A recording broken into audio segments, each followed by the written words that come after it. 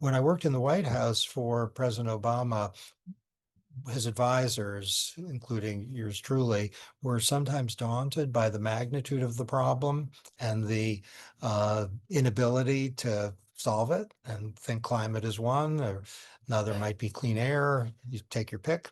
And sometimes President Obama would say, looking at us and our feeling a little ashamed that we had partial solutions, he'd look at us and he'd say three words: better is good.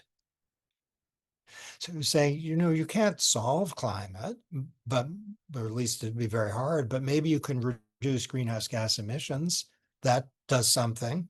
Maybe you can reduce them that much. That does something. You can't prevent, if this is your focus and it is mine, suffering of non-human animals. But if you help three non-human animals, that's an amazing opportunity. So better is good. With choice architects, I'm seeing the people on this call that a lot of you are doing it formally. That's kind of your job. And it may be that one is an intern, or one gets for a period, or one gets to work with a group, or one is just a member of a community. And in your statements of what you're committed to, in your actions, you are promoting a social norm. And norms are basically everything. If we look at why so much meat is eaten, we have a norm of meat eating that's ingrained in many places. And it could be otherwise. There are places where it's emphatically otherwise.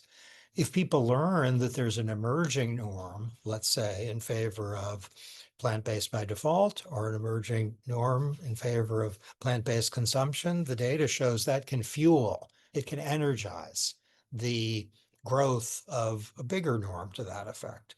So the idea that of us is a choice architect, that's literally true. We are participants in the creation of a norm. It can be just with a group of four, and there are ripple effects, and little ripples can have, they can get really, really big.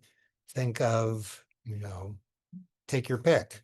It might be make America great again. You might not like it, you might like it, but it rippled. Or you can think of hashtag Me Too, which rippled. And what Better Food Foundation is doing, and others, the ripples are everywhere. And those who create the ripples may never see them.